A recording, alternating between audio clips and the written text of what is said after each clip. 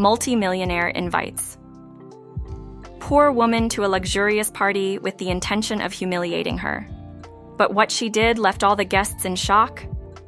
Jane never imagined that a simple flower delivery could change her life so dramatically. She worked at a flower shop in the city center. It all began on a sunny May morning when a very special customer entered the store. He had an air of arrogance and a smile designed to charm anyone, but his cold eyes revealed his true intentions. "Good morning, miss. I would like to order a special bouquet for a very important event," he said while observing every detail of the shop. "Of course, sir. What kind of flowers would you like?" Jane asked, trying to remain calm in his imposing presence. "Something luxurious that impresses. And it must arrive punctually." "I don't accept delays," he replied, handing her a business card. The name on the card was John Williams, one of the most well-known multimillionaires in the city. His reputation for being ruthless in business was well known, but Jane never imagined she would have any contact with him, much less that he would be interested in inviting her to one of his exclusive parties. Days later, when Jane delivered the bouquet to the specified address, she was surprised with an invitation. John looked at her with an enigmatic smile and said, "I would like to invite you to my birthday party this Saturday. I think your presence will be interesting." Jane hesitated. She knew that a party of this type was not her environment, but something in John's attitude made her accept. Maybe it was curiosity or the need to break the routine. She had no idea what was to come. Saturday arrived, and Jane spent the entire day anxious. She had never attended such a sophisticated event, and the idea of being among such rich and influential people made her nervous. She chose her best dress, a simple but elegant model, and a pair of shoes she bought for special occasions. When she was finally ready, she called a taxi and headed to the given address. John's mansion was immense, with perfectly manicured gardens and an entrance that looked like something out of a fairy tale. When she got out of the taxi, she saw that many people had already arrived. Everyone was impeccably dressed and conversing in small groups, holding champagne glasses.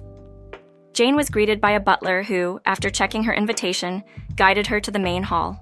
As soon as she entered, all eyes turned towards her. She felt like an intruder, someone who shouldn't be there. She walked through the hall, trying to ignore the curious looks and whispered comments. John saw her and came over with a broad smile. "Jane, I'm glad you came. You look stunning," he said, taking her hand and leading her to a group of people. "Everyone, this is Jane, a charming young woman who works at the flower shop where I bought those wonderful flowers for today. I want you to make her feel at home." The guests greeted her politely, but Jane could sense the disdain in their eyes. Clearly, she was different from them, and that made them uncomfortable. Still, she tried to maintain her composure and participate in the conversations, although she often felt out of place. The night continued, and Jane tried to integrate as best she could. John, however, seemed to enjoy her situation, seizing every opportunity to highlight their difference in status. He asked questions about her work and life in a way that emphasized her financial situation. Jane knew she was being tested but wasn't going to give up so easily. At one point during the night, John approached Jane with a glass of champagne in hand and a challenging look in his eyes. "Jane, you must have realized by now that everyone here has interesting stories to tell. And you? What interesting stories do you have to share?" he asked, loud enough for everyone around to hear. Jane took a deep breath and smiled, trying not to show her discomfort. "Well, I believe each of us has a unique story, John. For example, I have experienced many things that have taught me the value of humility and empathy. Something that, unfortunately, many people here seem to have forgotten." There was an uncomfortable silence, followed by some murmurs. John laughed, seemingly amused by Jane's response. But before he could continue, a well-dressed, elegant woman approached. "John, dear, I think you've had enough fun with your new friend. Jane, dear, come, I want to introduce you to some people." Jane was rescued by the woman, who led her to a friendlier group. Her name was Sarah, and she seemed to be one of the few genuinely interested in getting to know her. As they talked, Sarah asked Jane about her life, but in a more respectful and interested way. Jane felt comfortable, and they started discussing various topics, from hobbies to travel. It was a relief to find someone who didn't look down on her. "Jane, you have a fascinating story. It's a shame John feels the need to show superiority," commented Sarah, glancing discreetly towards John. Is he like this with everyone? Jane asked, curious about the social dynamics of that group. Unfortunately, yes. John has a superiority complex that makes him act this way. But don't worry, there are also good people here. Sarah smiled and introduced Jane to other guests who, to her surprise, were quite welcoming. As the night progressed, Jane began to relax and enjoy the party. The atmosphere was luxurious, the music pleasant, and she gradually started to forget the initial discomfort. However, John seemed determined not to let that happen. At an opportune moment, John approached Jane again, now with a more serious tone. Jane, I see you're enjoying yourself. But I would like to propose a challenge. How about a little bet? He said with a provocative gleam in his eyes. What kind of challenge? Jane asked, not knowing what to expect. A simple test of general knowledge. If you answer more questions correctly than I do, I promise to donate a generous amount to the flower shop where you work. If I win, you will have to give a speech thanking me for my hospitality in front of all the guests. How about it? Jane knew John was trying to humiliate her publicly, but the possibility of winning a significant donation for the flower shop was tempting. Besides, she had nothing to lose. I accept the challenge, John. Let's see who knows more, Jane responded firmly. The competition began, with John asking increasingly difficult questions. To his surprise, Jane managed to answer most of them, thanks to her habit of reading and staying informed about various topics. In the end, Jane won by a small margin. The guests applauded, and John, visibly irritated, had to fulfill his promise. He stepped away for a moment and when he returned, announced the donation. Jane knew it bothered him, but she remained composed and thanked him. With the challenge overcome, the party took a more pleasant turn for Jane. The guests, who initially looked at her with distrust, began to treat her with more respect. However, John did not seem willing to let things go so easily. Jane, I think everyone here has been impressed with your intelligence, but I have another surprise for you, John said, with a smile that promised nothing good.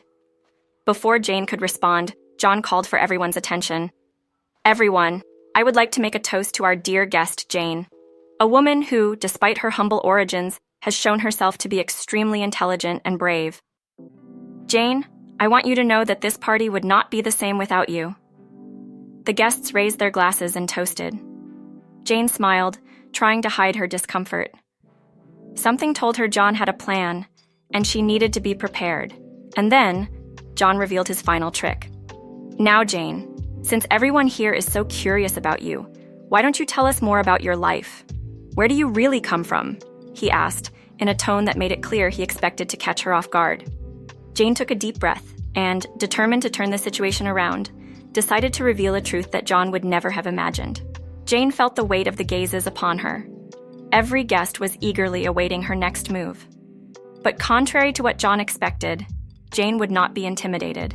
She looked at him firmly and began to speak.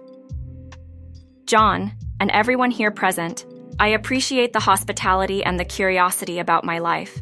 The truth is, I am not exactly who you think I am. Yes, I work at a flower shop, but that is only part of my story. The murmurs began to spread through the hall. Some faces showed confusion, others surprise.